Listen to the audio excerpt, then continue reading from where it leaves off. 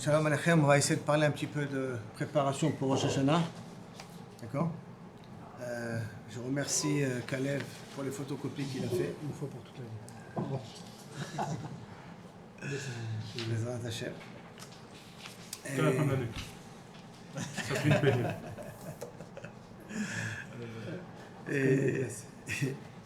paye. Et on va faire donc sur du Rav Dessler, ce qui est marqué dans le Chodesh chez lui. L'introduction, j'ai pas voulu parce qu'elle est un peu longue, donc je vais la faire là maintenant, pour arriver après au travail essentiel qui nous est demandé à faire dans cette période de Elul, d'accord. Et en l'occurrence même, comment pouvoir arriver à Rosh Hashanah comme il faut. Alors, il y a un pasouk que vous connaissez tous, qui est Sharim Darkei Hashem, Tzadikim Milchuba, Uposhim Kashuba. D'accord. Un pasouk très connu, les chemins d'Akadosh Baruch Hu sont droits, les tzadikim, ils vont dans ce chemin, et les Rishaïm, malheureusement, vont se tromper, ils vont faire des erreurs. Maintenant, que veut dire le mot Darkei Hashem? Est-ce que Darkei Hashem, ça veut dire les mitzvot? Je pense qu'eux aussi sont dans Darkei Hashem. Hein? Les Rishaïm sont dans Darkei Hashem. Les Rishaïm sont dans Darkei Hashem. Oui, mais je veux croire qu'ils ne sont pas dans le monde derrière. Gam Zenikra Darkei Hashem. Oui, c'est-à-dire que le même derer, dans le même derer, on a des Rishaïm, on a des tzadikim, et les tzadikim, le chubal et les poshlim kashuban. Donc si on a le même derer, c'est le même événement. Comment vous comprenez ici derer Hashem? Un événement des mitzvot qui nous a dit. Parce que là, si c'était bémet des mitzvot, la Torah dû écrire la Torah yeshara, tzadikim el chubal et poshlim kashuban. Non, Emsaï, il est à la Kadosh. Oh, Emsaï. Donc Darech Hashem, c'est quoi? Tous les événements dont Akadosh Baruch Hu me présente. D'accord? Dans toute situation où je me trouve, ça s'appelle Darkei Hashem. Que ça soit dans le travail, que ça soit à la maison, que ça soit dans la famille, que ça soit avec les voisins, Zelo Meshane, tout ça s'appelle Darkei Hashem. Maintenant, quand on dit les Darkei Hashem sont Yesharim, qu'est-ce que ça veut dire? Il y a la justice. Réfléchis bien. Yachar veut dire, ça peut avoir une connotation de justice. Mais je dis que toutes les situations où Akadosh Baruch Hu m'a mis sont droites. Ça veut dire quoi ça? A priori, je suis pas censé prendre. Ça veut dire que Akadosh Baruch Hu ne me met jamais des bâtons dans mon libre arbitre. Donc il dirait aussi que on dirait comme une raille et le tzaddik, il est droit, donc il glisse droit. Le rachat, il est tordu, Ton métaphore, je l'accepte, elle est jolie, elle passe aussi. Mais que Kaviachol, je veux qu'on comprenne bien, si on dit que Darkei Hashem Yesharim, ça veut dire que toutes les situations à Kadosh Baruch Hu me met, ce sont jamais des situations qui sont là pour m'embêter. Pourquoi on les Rishaïm cachent tout bas c'est comme eux, ils marchent comme ça. Ah bon, c'est moi la question pour eux. Donc, qu'est-ce que ça veut dire Tzadikim Milchuba ou Poshim Mikashuba? Poshim, hein, ils appellent ça Posher. Et rappelons-nous la différence entre Chet, Avon et Pesha. Peut-être Shalom, il s'en rappelle. Chet, c'est sans faire exprès. Avon, c'est exprès. Mais Pesha, c'est en pleine révolte. Pleine révolte. Mamash, Bechavana, Bemezid, Mouma. Mamar Leazi, Kacha, Bechavana. D'accord? Donc, c'est vraiment, Poshim, c'est un terme très fort. Et on nous dit que le Poshim, ils se tromperont dans les chemins d'Akadosh Baruch Hu me met. Mais si les chemins d'Akadosh Baruch Hu, je répète, sont droites, ça veut dire qu'Akadosh Baruch Hu ne me met pas les bâtons dans les roues de ma prira. Il faut que je puisse être bocher, betsura, meod, normal. Alors, que veut dire tzadikim milchuba et poshim mikashluba? Maintenant, si tzadikim milchuba, alors qu'est-ce qu'il a expliqué Kalev? Ça veut dire qu'il se met dans les rails, il arrive à avancer. Ça veut dire quoi ça en vérité? Ça veut dire que le tzadik sait utiliser toutes les situations, parce qu'à chaque moment que je me mets dans une situation, le tzadik sait utiliser les situations pour grandir. Ça veut dire, quand il a un dilemme, prenons un exemple très simple, d'accord? Maintenant, pour rester dans le même contexte, ça va servir aussi à Hillel, d'accord? Votre femme est énervée. Énervée, elle commence à vous crier dessus. C'est un événement dont Hachem vous a mis. C'est vrai que peut-être vous êtes un petit peu responsable, parce que vous avez dû faire quelque chose auparavant qui a énervé votre femme. Mais en tout cas, maintenant qu'elle s'énerve et qu'elle n'a pas pu se retenir, c'est quelque chose beaucoup, vous avez mis dans une situation. Sur ça, nous avons deux possibilités de réagir. Une première possibilité de réagir, c'est de se justifier. Mais là, tu ne comprends pas, tu ne regardes pas la réalité, tu n'as pas compris ce qui s'est passé, Donc j'ai une possibilité de directement attaquer la personne qui se sent blessée. Pour lui dire qu'en fin de compte, elle n'est pas assez objective. Justice. Je cherche justice, je cherche le émet. Je cherche le émet. Hein. Donc quand je viens et je lui fais de reproches, première réaction possible. Deuxième réaction possible, elle est en train de s'énerver. Donc ça voudrait dire que dans mon comportement, il y a quelque chose qui n'est pas tout à fait été correct. Maintenant, si dans mon comportement, il y a quelque chose qui n'a pas été correct, peut-être je ne m'en suis pas aperçu. Peut-être c'est une maladresse de ma part. Que si on m'aurait averti à l'avance, bien sûr, j'aurais évité de faire ça, parce que je n'ai aucun intérêt de voir une femme en train de s'énerver. Peut-être est arrivé le moment où je la laisse déverser un petit peu toute sa colère. Je lui répète que je l'ai compris, parce qu'elle m'accuse de A, B, C, D, bien que sur tout le A, B, C, D, c'est des explications. Hein. Elle m'accuse sur A, B, C, D, mais si je vais me justifier maintenant, qu'est-ce qu'elle va croire ? Que je ne suis pas capable d'entendre un reproche de sa part. Je ne suis pas capable de comprendre le mal qu'elle a. Donc je préfère ne pas répondre maintenant, laisser la chose comme elle est, et Bezrat Hashem, dans un jour, 2 jours, quand toute l'affaire va se calmer, on essaiera d'en reparler. Et là-bas, je vais essayer de me justifier. Celui qui a choisi le premier scénario, vous allez l'appeler tzaddik ou tipesh. Je ne vais pas vous dire pocher, d'accord ? Le Marocain. Comment vous le définissez ? Il cherche justice.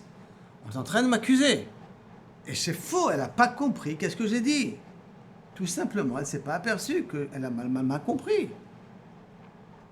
Donc en vérité, je ne fais rien de mal. Je remets les choses en place. Et pourtant, on sait très bien qu'une chose pareille résout la colère de notre femme. Non, Ceux qui ont l'expérience. Hein. ça marche pas. Et vous avez tous l'expérience. À part 2 personnes ici, ils ont tous ici l'expérience. Ça ne marche pas. Donc, que veut dire tzadikim milchouba ou poshim mikashlouba ? Le même événement, d'accord ? Tout simplement, comment je réagis à l'événement ? Est-ce que l'événement va me permettre de contrôler ma réaction ? Est-ce que l'événement va me permettre de prendre un pied en arrière et de se dire « Attends, c'est pas le moment de répondre, c'est pas le moment de se justifier. Laisse d'abord qu'elle exprime un petit peu toute sa douleur, parce qu'elle est en pleine effervescence. Et je la comprends, parce que c'est une femme, et je comprends que peut-être j'ai pas fait attention comme il fallait faire attention. Donc je laisse les choses passer pour pouvoir mieux les traiter par la suite. » Il a donc utilisé une situation, il a grandi grâce à ça. Par contre, celui qui a essayé de répondre, il s'est justifié. Il a montré qu'il est un tzaddik, mais il n'a pas résolu le problème de Shlom Bayit. C'est pour ça que Beder Klal, dans l'Inyan de Shlom Bayit, je dis que lorsqu'une dispute commence, avant de répondre, essayez de répéter qu'est-ce qu'elle a dit. Vous allez voir que c'est très difficile. Parce qu'on n'a pas tout entendu de ce qu'elle a dit, parce que dès qu'on a été attaqué, on a tout de suite créé un marceau pour essayer de se justifier. Nous dit le pasuk, Darkei Hashem Yesharim. Toutes les situations, quelles qu'elles soient, avec le patron, avec le voisin, avec la femme, avec les enfants, avec soi-même, on se trouve dans certains cas de figure, tout ça, Darkei Hashem Yesharim. Tout ça, c'est des occasions qu'Akadosh Baruch Hu nous donne pour grandir. Tzadikim, il chubam. Donc les tzadikim savent les utiliser en bon escient. Rechaim, ils cachent l'obam. Malheureusement, les rechaim, c'est quoi les rechaim ici ? C'est quoi les pochim, excusez-moi, c'est pochim. Ils utilisent la situation contre eux. Donc, au lieu de grandir, ils tombent. Maintenant, dites-moi combien de fois, d'accord, on est appelé tzaddik dans la journée et combien de fois on est appelé rachat dans la journée.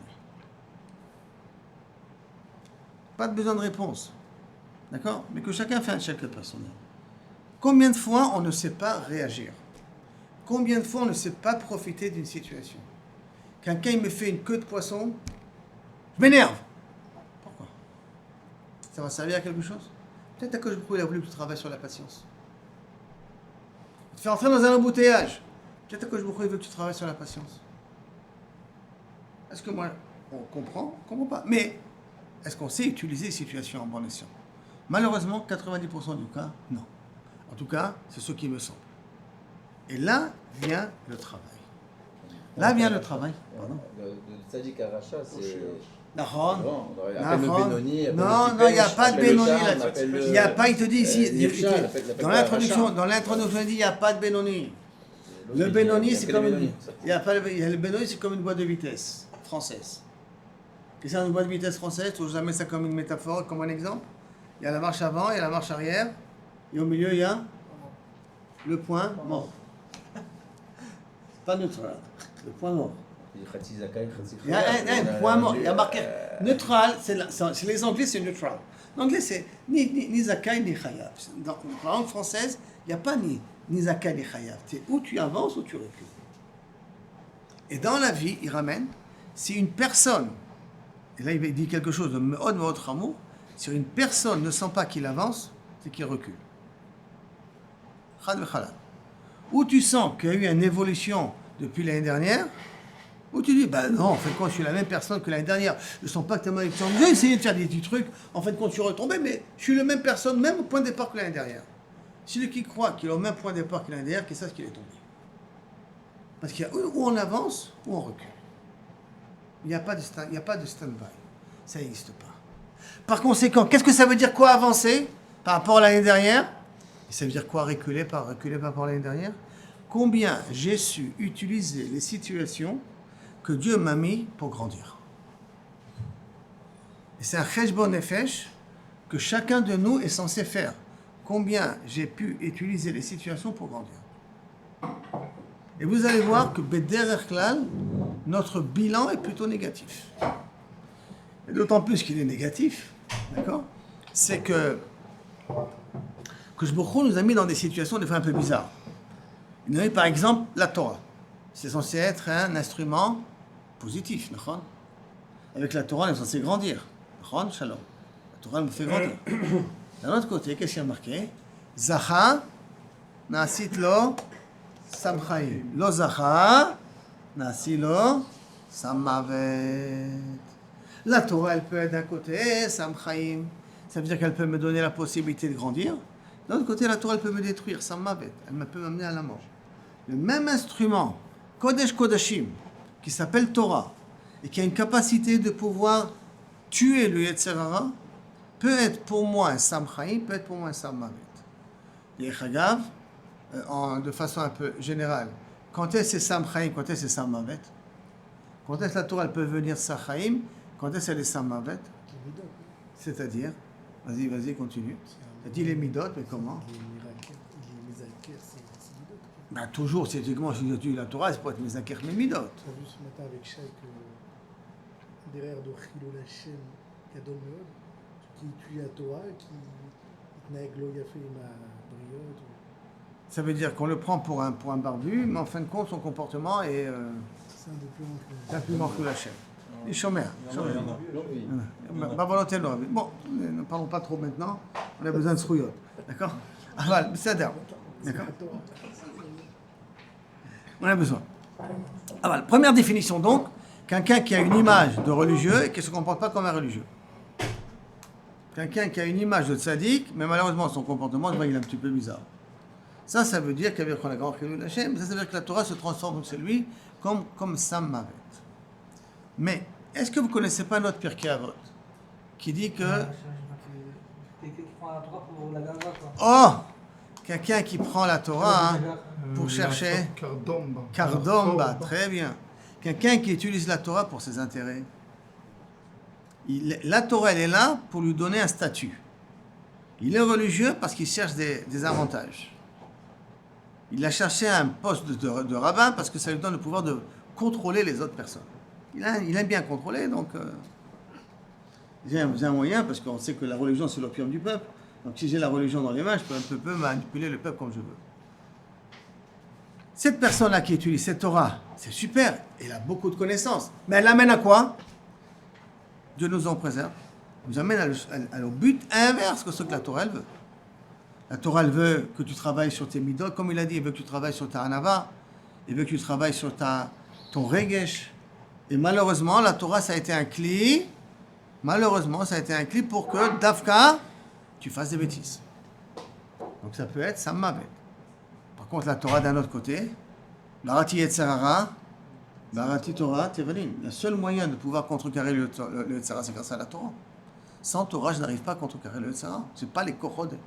Donc ça peut être quelque chose qui me fait avancer. Mais comment j'arrive à pouvoir savoir est-ce que j'utilise la Torah bien ou j'utilise la Torah mal? Chacun de nous, on étudie. Hein. Chacun de nous, on a nos charutot, on a nos zmanim. Comment je sais si? C'est le mérite caché de pouvoir savoir que je fais un vrai bon choix. Que j'ai pris une bonne décision. Que je suis dans le cadre de Tzadiki Milchouba et pas dans le cadre de Poché Mikashouba. Vous me dites Torah. J'amène un autre exemple. Eretz Israël. On parle dans la parole des Meraglim, comment l'erreur elle a été très facile. On prend un autre exemple. D'accord? Eretz Israël. Eretz Israël, c'est l'endroit où on peut arriver à des niveaux de compréhension, de Havana d'Hachem, très grande et très forte. D'un autre côté, si on ne se comporte pas comme il faut, Eretz Israël peut nous renvoyer, nous détruire. Nous jeter d'Eretz Israël, enfin, nous détruire notre vie. Nous savons tous très bien que pour être millionnaire, en Israël, il faut venir milliardaire. Donc on voit très bien qu'Israël niknet be'isurim. Donc arriver en Eretz Israël, c'est savoir que tu vas commencer à baver, mon petit. Ça ne va pas être facile. Tu vas devoir vraiment tramer pour pouvoir réussir dans ta vie. Pas comme en Chutz La'aretz. Toujours, ceux qui veulent se faire de l'argent, ils vont en Chutz La'aretz, parce que là-bas, l'argent, on peut l'avoir plus facilement. D'accord? Bien que Nes, et ça, les gens ne comprennent pas, même les économistes ne comprennent pas.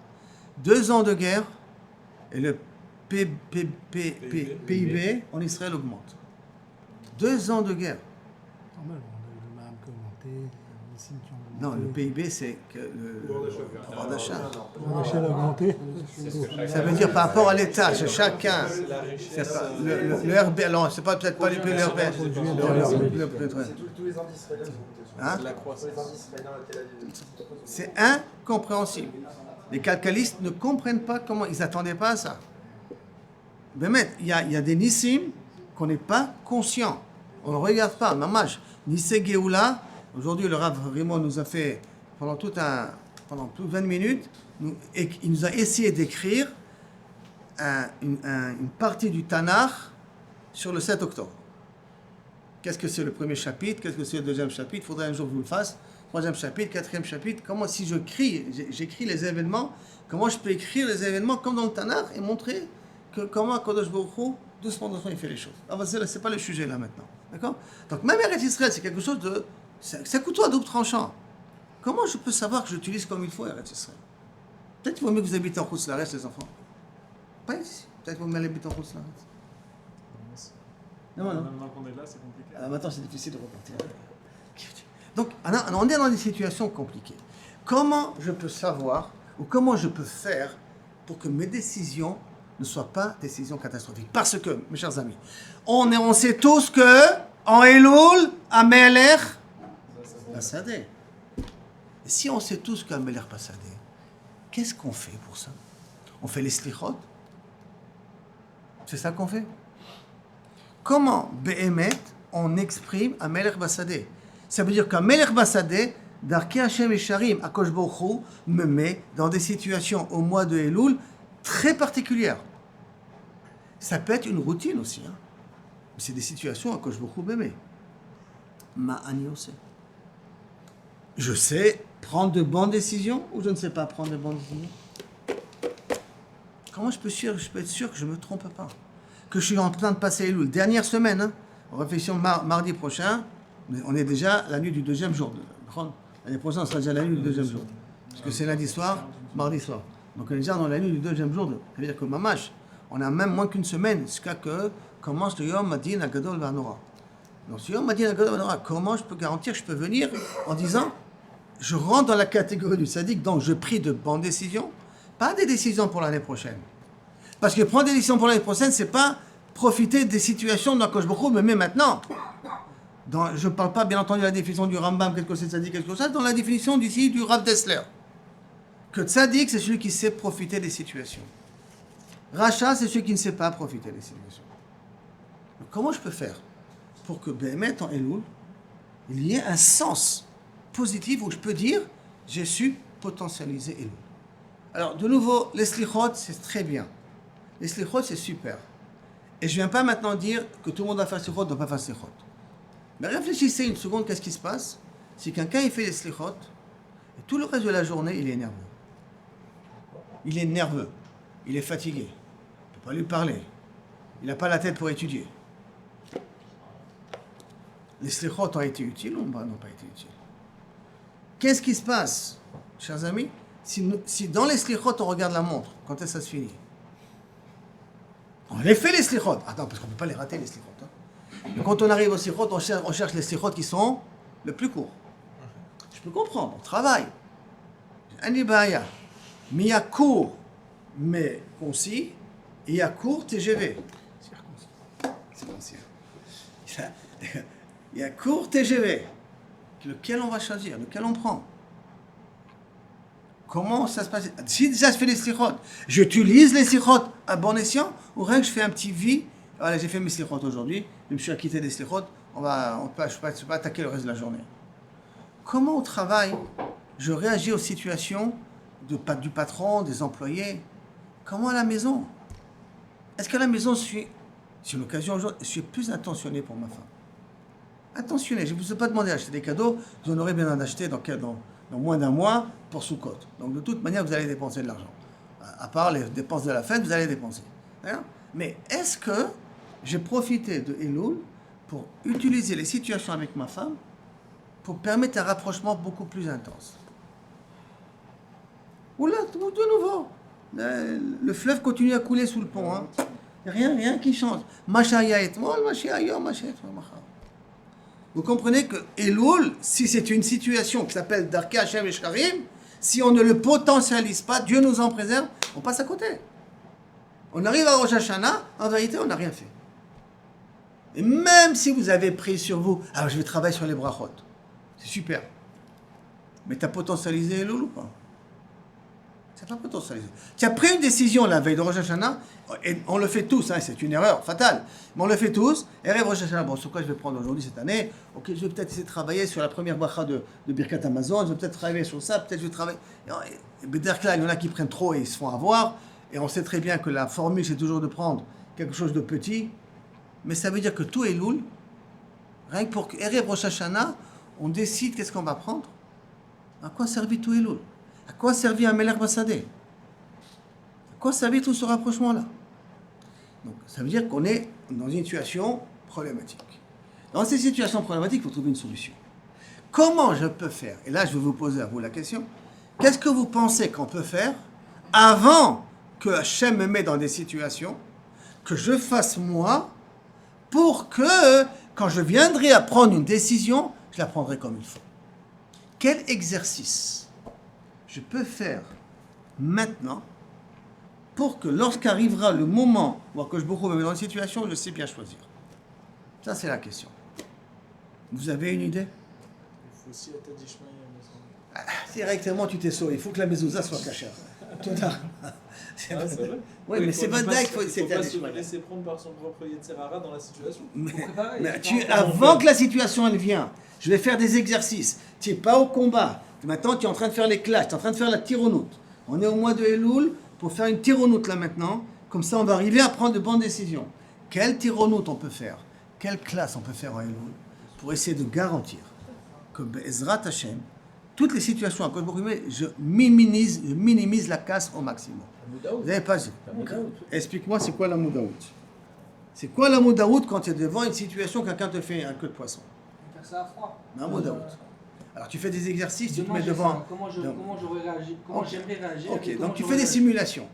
Pour toi, c'est t'amuser à faire des simulations et chaque fois arriver à t'asseoir et te dire, bon, imaginons que demain ma femme m'énerve, comment je réagis? Comment j'aurais réagi aujourd'hui et comment il faudrait que je réagisse? Comment j'ai réagi aujourd'hui, comment il faudrait que je réagisse? Donc tu fais des simulations. Et si je fais ces simulations, ça va être assez fort pour me permettre que... Ben, c'est pas, moi je saurais, est-ce que si demain ça arrive, dis-moi, je ne vais pas énerver. Dis-moi, combien de shiurim de Shlom Bayit les gens ils entendent? Combien d'avertissements dans le Shlom Bayit on te dit, il faut faire attention, quand tu rentres à la maison, fais comme ça. Et combien de fois on se fait avoir quand même? Non, parce qu'entre la théorie et la pratique, c'est deux mondes différents. Et la main, il faut qu'on puisse trouver. Dans ton idée, tu as raison, c'est comme ça qu'on travaille dans l'armée, c'est comme ça qu'on travaille partout. D'accord? Partout, on travaille de cette manière. Aval, il faudra arriver à trouver quelque chose qui est plus pratique. C'est-à-dire plus concret pour que Be'ezrat Hashem ou Bishuato, je vais arriver devant la situation, je vais savoir comment réagir. Ma sœur, elle m'énerve, je ne m'énerve pas. Comment je fais? Comment j'arrive à ça? Je la regarde, je souris, je dis, tu as besoin que je t'aide? Et elle ne comprend pas. Makara, qu'est-ce qui s'est passé? Depuis quand Shalom, il a changé comme ça si vite? Comment on peut faire une chose pareille? Alors, Il faut apprendre à se connaître un peu. premièrement, c'est un vadaï. Mais on est un petit peu tard pour apprendre à se connaître. Au mois de Elul, il nous reste une semaine. On a fait comme ça quelques petits travaux. Maintenant, se mettre à se connaître, c'est un travail qu'on aurait dû faire il y a 10 ans, il y a 15 ans. Et qu'il y a intérêt à le faire si on ne l'a pas fait, intérêt à le faire le plus vite possible. Alors, le Mégadol, on est un petit peu en retard. Il faut faire quelque chose d'un peu plus concret. Et pour ça, le Rav Dessler, et là, on peut commencer le paragraphe, c'est à Etza, le titre, Shinui Ma'aseh. D'accord? Tout ça, c'est pour arriver à ce paragraphe-là. Ça veut dire quoi? Shinui Ma'aseh, qu'on existe là. Alors, pour ça, je vais d'abord vous amener, comme ça ira un peu plus vite dans le texte, vous pourrez voir ça un peu plus facilement. Expliquez-moi, qu'est-ce que ça veut dire, Na'aseh Venishma? Na'aseh Venishma, qu'on dit les Bnei Israël au Ma'amad Har Sinai.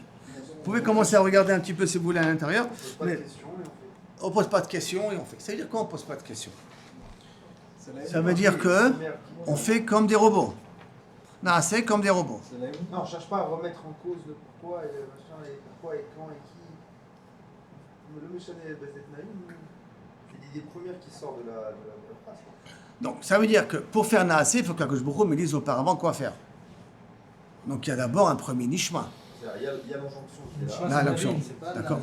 Donc il y a un premier nishma qui veut dire entendre le commandement. Après cela, il y a l'exécution du commandement. Et après, il y a l'étude ou la compréhension du commandement. Et tout le chidouche de Na'aseh et Nishma, c'est qu'on a réussi à être comme des robots et faire ça de façon automatique, sans se poser de questions.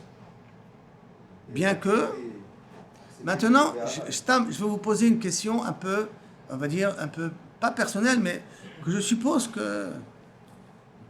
Je vais, Dafka me brancher, Mechila Shalom, tu es là, je profite troisième fois de me parler de toi. Dis-moi Shalom, ton père il t'aime? Tu es sûr? Comment tu sais que ton père il t'aime? Qu'est-ce que ton père a fait pour que tu es sûr que ton père il t'aime? Je sais que je te cale un petit peu trop. Est-ce que tu sais que ton père, dès que tu as besoin de quelque chose, il est présent? Quand on lui demande, il essaie de l'exécuter. Quand tu as mal, il est présent. Quand tu te réveilles au milieu de la nuit, tu as besoin de lui, il est présent. Donc ça veut dire que ton père, tout le temps, il s'est occupé que du bien de toi. Vous êtes d'accord? Si un jour ton père te dit quelque chose que tu ne comprends pas, tu vas lui dire non quand même. Après que tu as vu tellement de tovot que ton père il t'a fait. Et tu as vu jusqu'à combien il t'aime. Et tu as vu jusqu'à combien il s'inquiète pour toi. Et un jour il va te demander quelque chose que tu ne comprends pas. Tu vas dire non. Ou tu vas dire, ok papa, mais peut-être après tu m'expliqueras. Plus là, cette formule. Kosh Baruch nous a fait sortir d'Égypte. Kosh Baruch nous a fait la Nane Kavod. Kosh Baruch nous a fait. On a vu toute sa grandeur. Et il va me demander maintenant quelque chose que je ne comprends pas. Je vais me révolter pour autant. Je vais dire non tout de suite. Je peux dire non, je peux oser dire non. Il faut dire, à Kosh Baruch il a un petit peu faussé les dés. Il n'a pas fait la même chose pour les Goïms. Il n'aura pas fait tellement de miracles pour après leur dire, vous êtes prêts à recevoir ma petite Torah, les enfants? Comment un homme arrive à gagner le cœur d'une femme pour se marier avec elle? Il lui fait des cadeaux, il lui montre qu'il est intentionné, il montre qu'il va la protéger.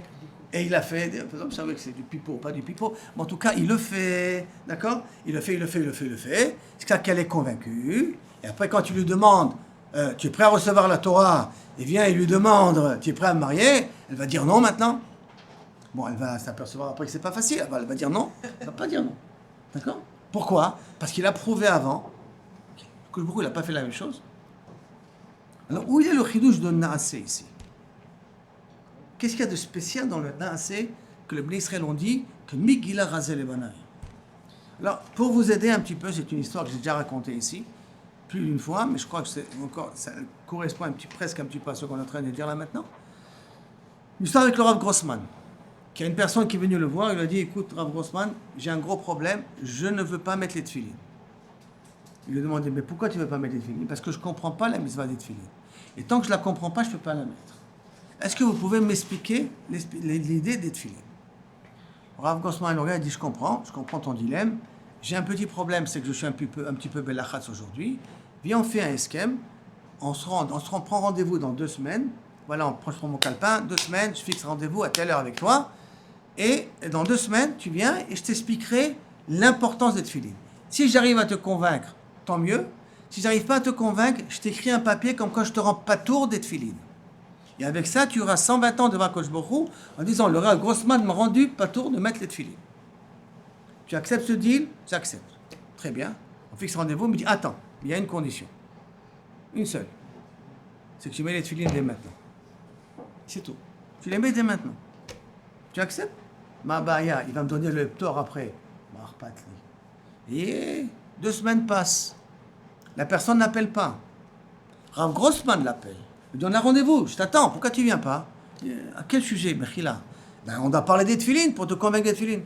Non, là, j'ai plus de questions maintenant. C'est Besséder. Qu'est-ce que cette histoire veut dire? Comment ça se fait que toutes les questions qu'il avait ont disparu par la suite? Et là, on va dire en première lecture que dans les mitzvot, il y a une gdusha particulière. Et toutes les questions, ça vient à cause des clipotes qu'on a. Pourquoi c'est chashuv d'aller au mikvé? Surtout avant Rosh Hashanah ou pendant toute l'année, pour enlever tous ces clipotes-là qu'on a en nous, qui nous empêchent d'avoir une sensibilité, d'avoir une finesse de compréhension. À cause de tous ces clipotes-là. Mais à partir du moment où il a commencé à mettre les tefilines, les clipotes ont commencé à tomber. Et dès qu'ils ont commencé à tomber, la neshama, tout simplement, tout, pas shoot. Elle a commencé à accepter les choses. Elle n'avait plus besoin de se poser des questions. Première explication. Et une deuxième explication. Vous connaissez l'expression de Chovot Hablavot, Achare Amaasim Nimshachim Ha-Levavot? Ça veut dire quoi ça? Après des actions, le cœur suit. C'est quoi le cœur suit? Ça veut dire que si je prends une habitude, ça devient comme un état second. Si je prends des habitudes, ça devient comme un état second. Par exemple, tous les arts martiaux, qu'est-ce qu'il y a de spécial? Qu'est-ce qu'on vous apprend à faire dans les arts martiaux? Je ne rentre pas dans une catégorie spéciale. Hein. Tous les types d'arts martiaux, qu'est-ce qu'on vous apprend à faire? 10 000 fois le même D'accord? truc. 10 000 fois le même mouvement. 10 000 fois le même mouvement. Lama. Pour que ça devienne un automatisme. Qui va faire que lorsque il y a un instinct où tu vas sentir un coup venir, tu sauras l'esquiver sur place. Ça veut dire qu'il y a dans la notion de l'automatisme du ergel quelque chose qui va faire un changement au fond de moi, que ça va devenir instinctif. Comme aujourd'hui, vous réfléchissez avant de marcher. Même pas le cerveau donne des ordres pour marcher. Enfin, il donne un ordre, je veux marcher. Après, les pieds fonctionnent automatiquement grâce à la colonne vertébrale. Que là-bas, il y a comme une petite mémoire qui donne des ordres, continue à marcher, suivant l'ordre de cerveau. Ça va dire marcher, je continue à marcher, jusqu'à où il m'a dit de marcher. Cet automatisme-là, est-ce que je peux l'acquérir en Elul? De telle sorte que lorsque je vais devoir prendre une décision, à un moment donné, je prends la bonne décision. Une décision automatique qui sera bonne. Parce que je me suis habitué à faire quelque chose. Qu'est-ce qu'on dit les Bnei Israël? Naaseh venishma. On a compris que pour pouvoir arriver à prendre et à pouvoir mieux comprendre ce que tu vas nous dire après à Kadosh Baruch Hu, on est obligé de passer d'abord par le Naaseh, d'abord faisons. Prenons une habitude. Que ça devienne un état second chez nous. Après que ça devient un état second chez nous, je peux essayer de nishma, je peux essayer de comprendre. Automatiquement maintenant, comment je peux prendre de bonnes décisions, si au préalable, je m'entraîne à prendre de bonnes décisions. Ça veut dire comment je peux m'entraîner à prendre de bonnes décisions? Je vois un événement, n'importe lequel, même, qu'est-ce que je peux l'aider? Je vois ma femme, le matin, est-ce que je peux lui écrire un petit mot? Un petit mot. Il n'y a pas eu encore ni de clash, ni rien du tout. Un petit mot. Un petit boker tov. Un petit Boker, je suis sorti du travail, j'ai pas eu le temps de la voir. Je l'appelle à 8h, Boker Tov, Mechila, je ne vais plus te parler. Est-ce qu'on peut faire de petits exercices par notre propre libre arbitre qui va nous faire rentrer dans une habitude pour que lorsque je me trouve dans une situation, je saurai prendre de bonnes décisions. Alors regardez ce que je dis maintenant dans le texte. Kol avodat elul. Il va dire deux mots ici qui sont meod chashuvim. Kol avodat elul. Dans le deuxième paragraphe, je vous ai dit rapidement le naseh benishma, d'accord, que Kavechol il dit au départ. Kol avodat elul, il est itlahev. Apprendre à s'enflammer, à melech basadeh, à faire travailler notre regesh. Velearbot maaseh chizuk. De se renforcer, de compléter, d'augmenter maaseh chizuk. De faire des actions qui sont mechaskim, arifion notre fainéantise. Zainu, bon, mikodem et la katseh shin shel itchaskut.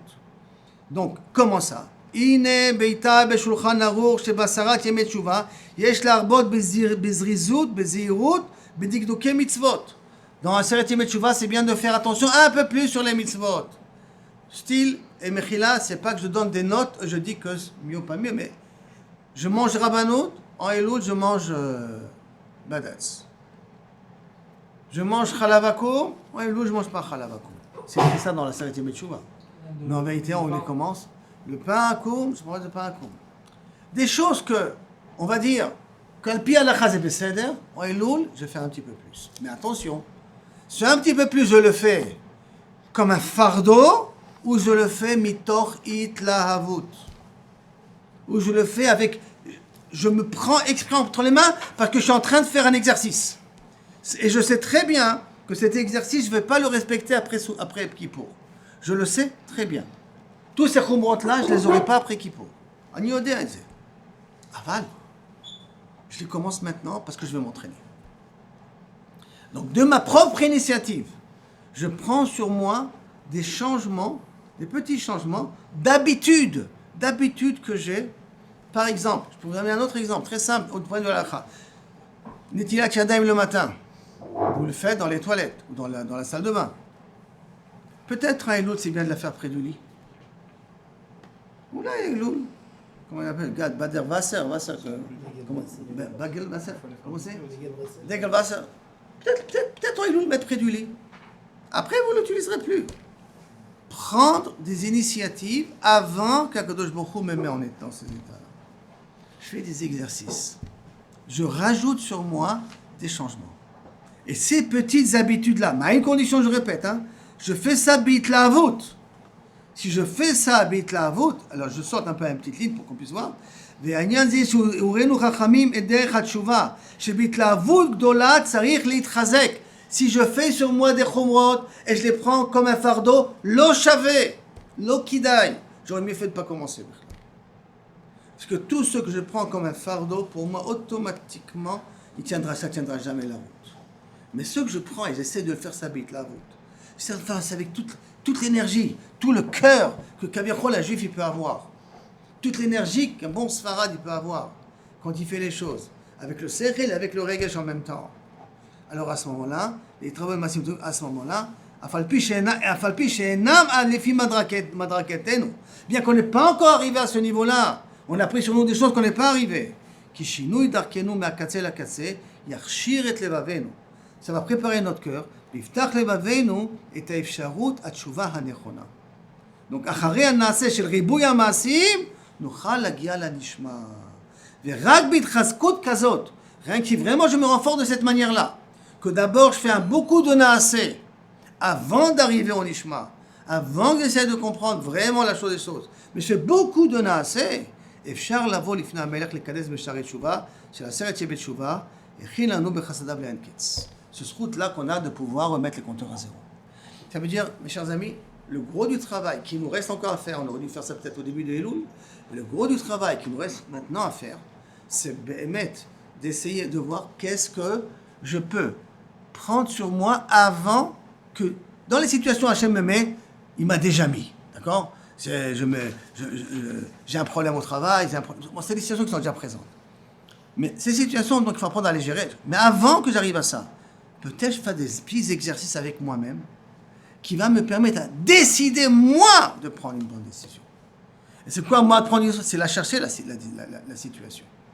De la prendre sur moi, la situation. Comme par exemple, je ne sais pas, moi, par exemple, de décider que la première bracha de l'Amida, je le fais avec les doigts. Je le lis avec les doigts.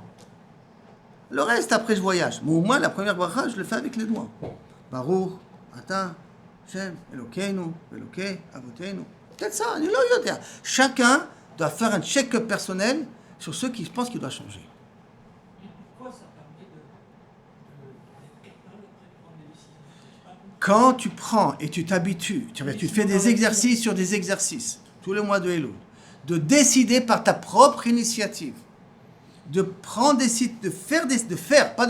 faire des situations qui sont là pour grandir, ça devient comme un état second chez toi.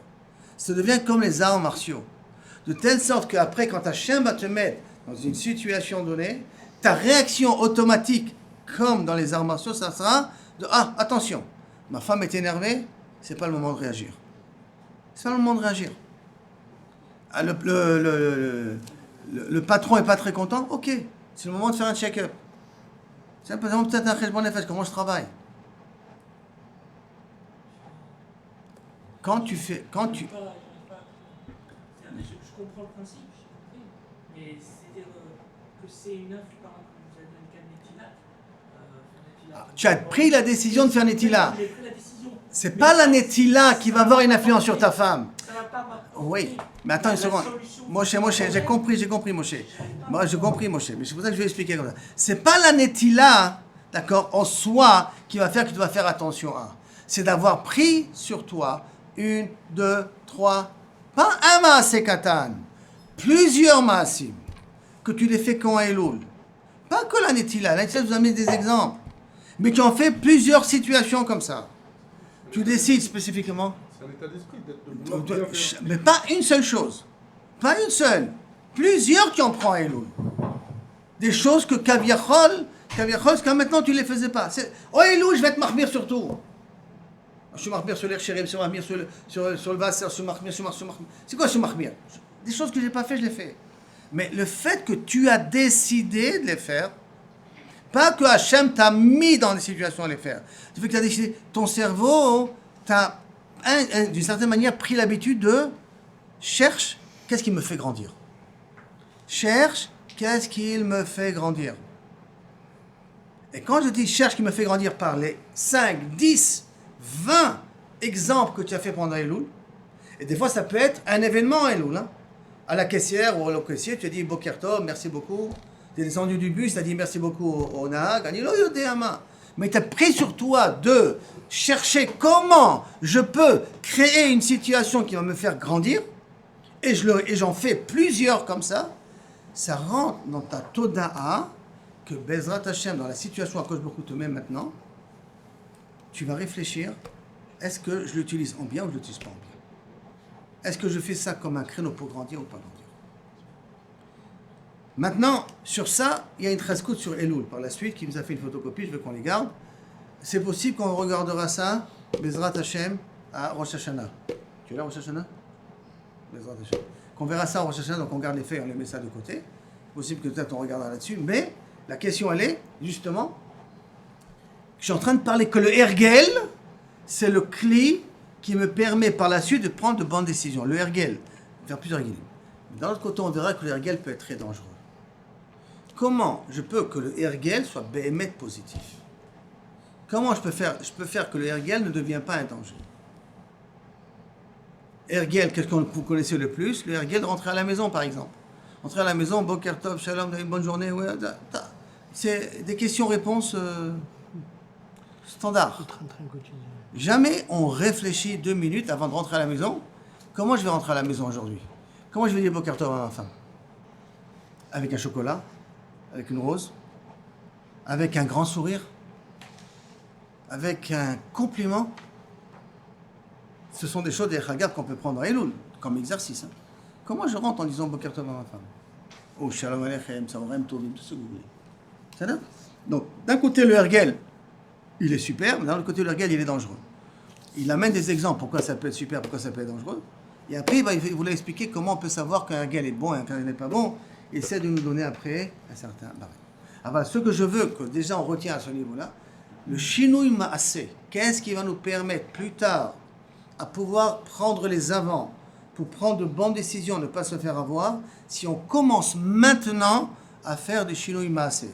Shinui ma'aseh, c'est le naaseh venishma. Je décide de faire des shinui, même si c'est pour un mois.